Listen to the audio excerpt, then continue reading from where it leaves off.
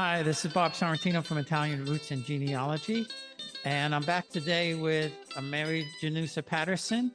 I interviewed her before on one of her fantastic books, of which she's done several, and also a poetry book. And now, Mary, you have a magazine that you've just put out, correct? Yes, it's a magazine, and it's called Inspiration Magazine by Mary B. Gennusa Patterson. And in the magazine, there's a lot of my mother's Sicilian recipes that came from her that she cooked, and through the years, I picked up on them. There's also a recipe in here on how to make homemade pasta by hand. We don't have a machine. I don't even know how to use one. But this was my mother's and my father's recipe, and it's a step-by-step on how to do that. There's also all kinds of hints about cooking, like, for instance, when I boil water and I put pasta in, and I use regular tap water. But if I'm doing any cooking, I actually use bottled water. I think it has a better flavor. Little hints like that I have done through the years. My magazine also has pictures of the artwork that I have done. And then there's pictures of my mother and father and myself coming to this country when I was a child. It has all kinds of stories. Oh, here's the picture of the eggplant. Can you see that? Yeah, we were talking before about that. That tells you how to get the best eggplant, the male and the female, correct? Yes, the male and the female is in there. The male has a little on the bottom, and it's straight, but the female is round. The male is always sweeter than the female, so that's the one you should pick. The smaller the eggplant, the better. Now, in this magazine, I have my mother's Sicilian recipe, which I cook all the time. Here's a picture of it. You can see it. And I can't tell you how many people enjoy my eggplant, my mother's eggplant. I bring it to all the parties. I bring it to all the meetings. I bring it to everyone that I can bring it to because it's so good. And then it tells you how to cook it, how to slice it, how to cook it, how to get the water out, all that. And then there's all kinds of recipes. Like, for instance, when I came to this country, my mother always made baked shells with meat. When I first got married, my husband and I would go to a party, and I'm not sure exactly if it was a restaurant or a party, but they served shells filled with ricotta cheese. I never saw that. So I thought it would be fun to put this recipe in, which is delicious. It's not hard to make. It's very, very easy to do. And I thought it would be fun to share it with my people out there. And also another one is my mother's baked pasta with cauliflower. So easy to do. It's different. And it's got all those vegetables, the vegetable in it. So I think that's something that people would enjoy. I also have simple recipes like asparagus and eggs, peppers and eggs, potatoes and eggs, because that's what I grew up on. Yeah, yeah, we did too. There's a recipe in here for artichoke hearts. And then there's a picture of. So I want to ask you though about, you had showed me earlier about the sausage. I guess you make it in wine, the sausage that you. Oh yeah, red wine. Yeah. I've never made it like that. Yeah, and I'll tell you another thing that's really delicious is after the sausage is cooked, cut it into little pieces, and then you put a little cheese on it. You can put an olive on it, stick a toothpick in it, and serve it as an hors d'oeuvre. It's also very good as a breakfast sausage instead of the regular breakfast sausage that you get. It's great for a party if you want to impress people. And it's so simple. All you do is put the sausage in a little bit of olive oil so it doesn't burn, red wine, and big pieces of garlic. Just put it in the pan and fry it. Make sure you take the skin and you puncture it a little bit so the juices come out and goes into the frying pan, and the juices gets on the skin, which makes it tastier. Very easy, fun to cook. Put it in a sandwich bun. Delicious. You don't have to have peppers or eggs sliced up in it. Just eat it as it is. Very good. I'm gonna have to try that. And then you mentioned that you make your pasta, but you don't use a machine. So do you roll it out on I the roll it board? out. Yeah. Yeah, I can't do that. Yeah. I can't do There's it. a picture of me. Okay. You can see it being, let's see. Yeah. You can see me rolling out the pasta. Now, I have some serious arthritis in my hand. So my second boy, who's a chef, he helps me with the kneading of it. Then once it's all ready, and there's all this instructions, once it's ready, I roll it out. I was teaching him how to roll out the pasta, and he has some trouble because it's a little bit of an art. It takes time. Now, my father, when he did it, his pasta was thin, and he used to say to me, Maria, fino, which meant very, very thin. The thinner you got it, the better it was. And when he got done, he had this big, huge, round pasta that was perfect. I've never been able to get mine as round as imperfect, but I have been able to get it fino, fine. Yeah, and my uncle, the picture reminds me of my uncle because my uncle used to make, the ravioli and stuff on the board. And I was always amazed at how he could get it so thin. So what's the secret? How do you get it that thin? Just keep rolling it, and you just got to practice. You just have to practice. My son, who is a chef, helped me with the magazine because I'm like every cook in anyone's kitchen. A little bit of this, a little bit of that. You stir it, you cook it for so long. And when he was reading my recipes, he says, Mom, you can't do that. You have to do it individually, and you have to write down exactly what you. He says, Jerry, I don't know how to cook. Okay, so he says, we'll do it together. So he and I got together with all these recipes, and every time I cooked something, he would write down the amount, or he would judge the amount that I used. So he was the one who actually salvaged the magazine, because if you've gotten it from me, it would have been a little this, a little of that, and it tastes good, fine, it's perfect. But my son was the one who actually put the recipes together professionally so that someone could follow it. And I went to cooking school in New York, and we were making pasta, and the chef was teaching us, wanted us to make the pasta in a bowl, and I said, no, you don't put you don't put the flour in a bowl. It doesn't work. Now when we were making this, my son and I, he says, well, Mom, instead of using that flour, you use this. I said, Joey, you don't understand. That's not the way my mother and father made it.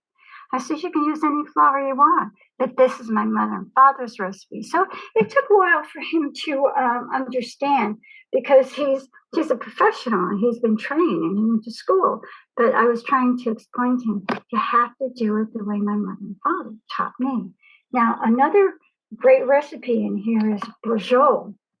And there's a story about the brujol in here, about my husband. And also, my pasta sauce is always made, when it's made with meat, I always put pork in it. Pork is very sweet, and it has a nice flavor. And when you chew on the pork after it's done, it's delicious. And here again, it's in this, in my recipe, in my magazine. Now, here's my son and I cooking. As you can see, we're singing. And what we were doing is we were in the kitchen cooking together, and we started singing one of Freddie Mercury's songs. And I hit this high note. He's got a beautiful voice. He's got his father's singing voice. I don't. But we were singing together, and I hit a high note, and he was so impressed that I could do that. And we both ended up laughing. So we had someone take a picture of us singing together while we're cooking. So does he have a restaurant someplace, or I'm sorry, what, Bob? I said, does he have a restaurant?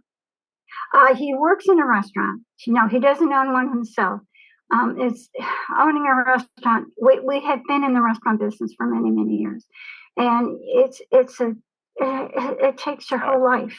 Yeah. And he didn't want to do that. He wants to be able to cook and enjoy and not worry about the rest of it, the rest of that goes with it. So he's working, and he's in the chef in Pasadena. He's working in this actually this beautiful. I'm sorry. He's working in a restaurant, and it's in a boat facility where the boats are parked there for it's the marina, beautiful Oh, marina. nice. And yeah, and what they do is they serve a different type of cuisine. They don't do Italian, they do different types of food, and Joey has learned a lot about that, but he's also taught them a lot about what he has learned in school and through me. And Joey has learned a lot of cooking through me, because during COVID, that's all we did was cook and eat, like everyone. You couldn't find yeast during COVID. I was going nuts trying to find yeast. Oh, yeah. Well, we didn't have any trouble finding anything. The trouble was not eating it. And fortunately, it showed. That's okay. It was worth doing the magazine. And in the magazine, you're going to see many of my, I belong, and this is fun. I belong to the Sons and Daughters of Italy of Annapolis Lodge. And that's where I live. And here is a picture of the lodge. And they do a lot of cooking. And the lodge, after they pay all their expenses, all their profits go to charity. Wonderful, wonderful. And this is a lodge that's across the United States. Each area has they have their own lodge number. Very proud to be a part of that. I met a lot of wonderful Italian Sicilian people. I am just delighted to be a part of it. Now here's a picture of the church in Visiquino, where I was born. That's in the center of the town. Center of the village. And here are some of my paintings that I have painted, that I've given as gifts. And let's see what else. I have jewelry that I have done, but I think mostly it's the recipes and the little bits of information I give cooking that I've learned through the years, that I'm so proud to give to people to make and to follow as they're doing my recipes. Like I said, you can here's a picture. This is a picture I am very proud of. These are a picture of my sons. You see how they're all big? Mm-hmm. Well, they're all Irish. And then there's little me right here in the center, little me. But let me tell you, this little mama of theirs, when she gets mad, they back away.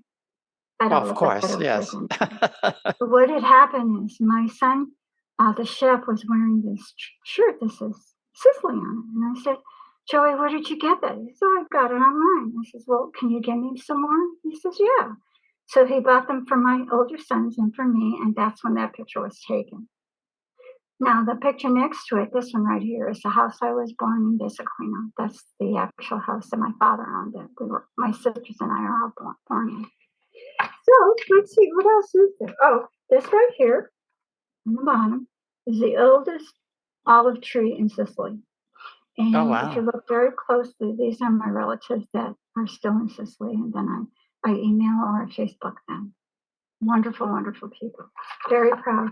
I'm very proud of the village that I came from, Visiquino. It's actually south of Palermo, and it's right next to Corleone. Everyone knows Corleone. Mm-hmm. Yeah. Okay. Yeah. When you get to Visiquino, you can either go through Corleone or go around it to get to the village. Now, the village is called Visiquino, and it's an Arab name for village of water. In the center of the village, there is running water, and that's where it got its name. Here is a picture of me and my family when we came from Sicily. That's me right there on the bottom. My mother and my older sisters. And this is my father and my sister Terry. Now, my mother was actually born here in the States. My grandmother and grandfather went back and forth. And when my grandfather and grandmother were here in the States, my mother and her sister were born here in the States, which made them citizens automatically because they were born here. My grandparents took their daughters back to Sicily, and when my mother was about 16, she came back to this country with her father and her sister, and they worked. My grandfather worked on the Holland Tunnel, and my mother and my aunt worked in the garment district in New York. They were seamstresses. They saved their money, and they sent it back to Sicily to support the family. So then after they were here for a few years, my mother knew, she knew the city pretty well, and she knew how difficult it was to live here. So when she went back to Sicily and married my father, they had an arranged marriage. My mother was an American citizen, so that was gold. Mhm. My father owned his own house that I showed you. That was his home. And he was a successful olive farmer. And that was how the family got together. My mother and father did not know each other until the night they got married. When my sister Terry, my oldest sister, was 16 and we were still in Sicily, she lost her citizenship papers because of her age, but the rest of us did not. My father insisted on bringing us to America, which is a story on my first book. The story is true, but the story run is fictional. We came to this country. My mother did not want to come. And my father said, well, put the girls to work. We'll save a lot of money and we'll come back. And he was afraid that his daughters are not married in their station. And that's very important, especially when you live in a small village. And my mother can sing, Franco, that's not going to happen. We will never come back. My father heard that there was gold in the streets, and today everyone's giving out everything anyways. So he brought us here to the States. And when we got here, we could never go back because couldn't afford to go back. Mhm. So we made our life in a little town in Connecticut where I grew up, and we never went back to Sicily.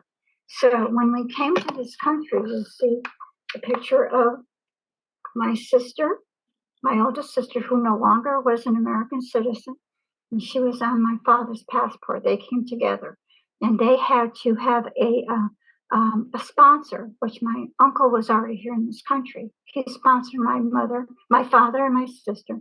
And this is a picture of us on our passport. We were all still American citizens.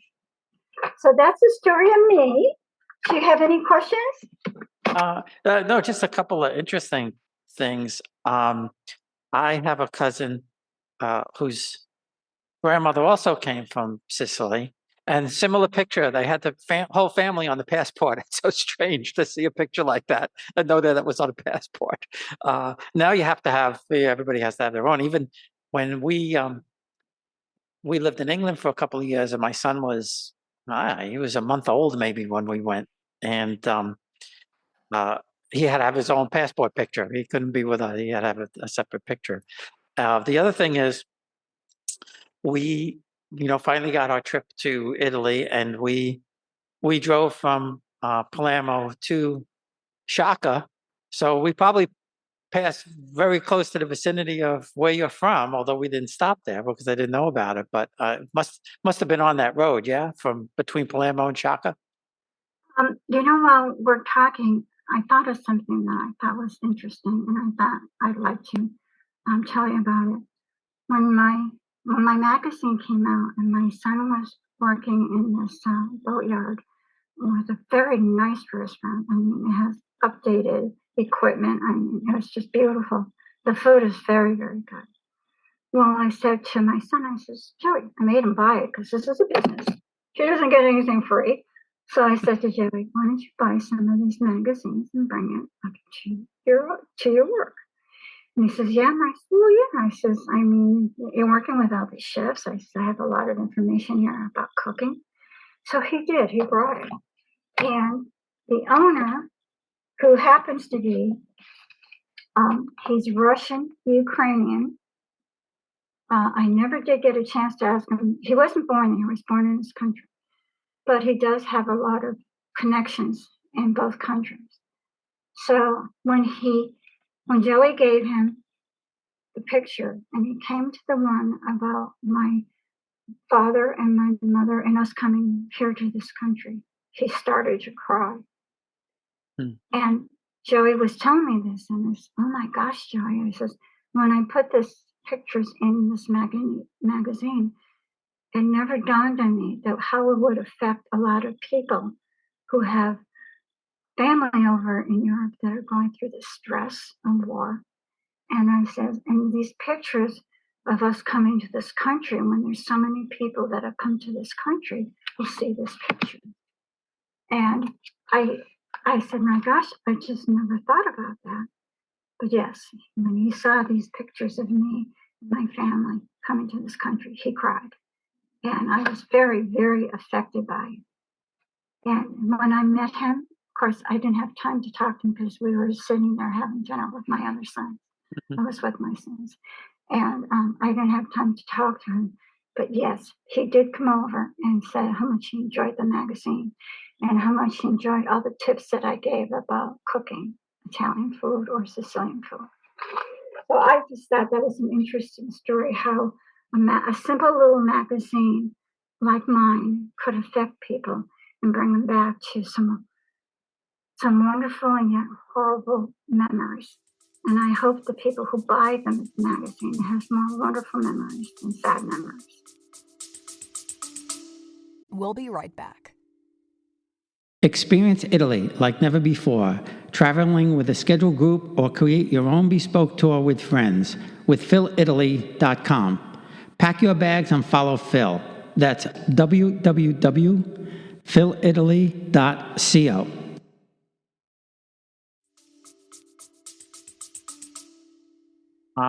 Yeah, and we all have a similar story about that. I just switched my photo on my background because when we came back from Italy, my dad's first cousin, and that's a long story, and I've told it before, so I won't bore everybody again. But he sent me the photo of my grandmother and the back of the card with her handwriting, and she knew because of what she says in the card to my dear dad to always remind him of his dear daughter. She knew at that time she was never going to see her father again.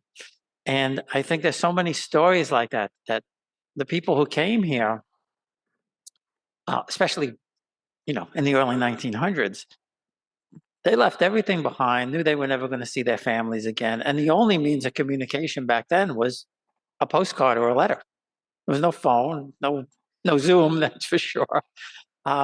So it's, when I hear the stories like that or see the photos like that, it's it's really, it's touching to me, and I think to other people, because they may not be lucky enough to have the picture that I had after 100 years from somebody in Italy.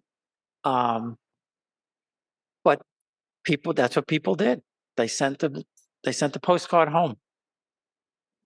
And to me, that was really amazing to see, to get this. It really is. It just really is how a little story like this can affect someone. It can be heartwarming and it can be heartbreaking all at the same time. I have another story that I'd like to share with you. In the magazine, on the bottom, there's a picture of a still life. I did this still life in high school in art class. It's the very first oil painting I ever did. And I was really proud of it. And I think I got a B+ on it. I didn't get an A because obviously my first one, it wasn't perfect. But to me, it was perfect. So I brought it home. And it was sitting in my house, and my oldest sister, Terry, came to me and said, Mary, I have to have that painting. It was Terry. It's the first one I ever did. She badgered me, so I finally gave it to her. So after I graduated from high school, I was working hairdressing, and one of my customers was teaching. She was an artist, and she was teaching oil painting classes. So I joined her class. And the first one painting I ever did was this. So that's the second painting I ever did. Brought it home. Here again, my sister badgered me in having this painting. And says, Terry, finally gave it to her. So all these years, those two paintings are in her house. Of course, I saw them when I visited her. She was up in Massachusetts, and at that time that I would visit her, I'd be here down in Maryland. Those paintings were there all these years. She treasured them.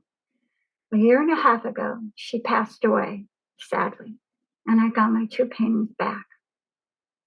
They didn't match my house. I had no place to put them. And so I brought them to my son's house, and I put it in his kitchen. And the one that I put was a still life. And it's amazing how when you open up his front door, the still life is hanging between 2 large windows. And when you walk in and the sun comes through this, all you see is that painting. So all those years, I just felt like I did that painting, and its journey was to my sister for many, many, many years. And it ended up in my son's house, and it is beautiful because when you open up the door to his house and you look into his kitchen, that's all you see is this amazing, amazing bright painting that I did. Oh, So great. that's Yeah. that's another heartwarming, you know. You have to have some warm stories in your life and not the sad one. But that's the one. And then this one right here, the bottom one, I did for my husband. I think I did it for his birthday. I did it quite a few years. That's also hanging in my son's house. All my old paintings look better in his house than they do in mine. So that's where they ended up. And I'm trying to think. Oh, and this is another thing that's interesting. My second book, okay, I designed the cover. My publisher said to me, Mary, she said, you're an artist. Can you draw a picture of a pair of scissors for a cover of your second novel? I tried. I'm good at oil painting, but I'm not good at sketching. I should have taken lessons because it would have made my oil painting easier, but I never did. I never had the time because I got married and I raised my sons and all that. So when she asked me to do this, I thought, boy, that's going to be a beauty. So I went around my house and I found these old scissors. Now, I don't remember if my mother gave them to me or if I bought them, but if you can look at them closely, they're all kind of beat up. Mm-hmm. So you can tell that they've been used. Okay. Now, this pair of scissors is this kind of scissors that would be used in a factory, in a clothes factory. And that's what the story is about. It's about the people in my first novel. The characters go into the second novel. So what I did is I took the scissors and I put it on a white background, and I got a roll of thread. And I said to myself, okay, how can I make it look like blood? So the first thing I did is I went into my refrigerator and got out a container of sauce, tomato sauce, which is in the recipes in my magazine. So I looked at it, it's too red, took out some ketchup, mixed it, still too red. I even considered cutting my finger for the blood. And I said, no, I'm not going to see what else I can do. So I took out watercolors, and in the watercolors there was this black, well, really dark color. I took a tiny, tiny bit in my brush and I put it in the watercolor and I poured, and I kind of aimed the brush into the sauce and I threw it in there, just a tad, and then I mixed it, and that's the color it came out. Oh, wow. So that's a history That's on how I made the blood for the cover of my magazine and how I did this. Now I know it looks very creepy, and it's supposed to some degree, but you have to read the story and understand where the scissors and the puller thread come in. I think it's an amazing story, and I think anyone who sees this cover, don't be afraid of it. Read the story because it's the continuation of my first novel. Yeah, and I'll certainly put the links out there. So before we go, how if somebody wants the magazine, how would they get the magazine if they want the recipes? They can send me a check for $12.50, and I'll give you my address. My name is Mary B. Patterson. It's 1711, and I will spell this out to you. Dryden Way, Dryden, second word way, WAY, Crofton, CROFTONMD 21114. Or they can buy they can buy it online, but it's not the paper. The only person you can get the paper from is me, but you can get online. And if you like, I can send you a link and you can send it out to your viewers. Yeah, that's great. I'll put the address at the bottom of the screen, and then I'll put the link on the blog. So people, I said I'll put the address at the bottom of the screen. Okay. And then I'll put the link in there too, and also on the blog post, so everybody can find it.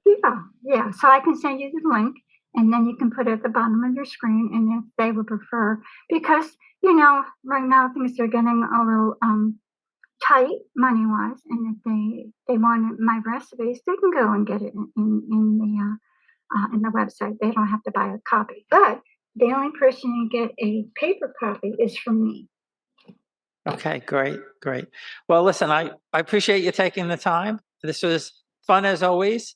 And, if people want to learn how to roll out that pasta nice and thin, get the magazine. Yes. And let me say that the rolling pin that I used, my husband went to the hardware store and he told them what he wanted, and they cut out that rolling pin for me. Yeah, so the dowel. How to do that. Okay. All right, Mary, great thanks. Talking to you, Bob. Thank you so much. I hope we get to do this again. Yep, me too. Take care.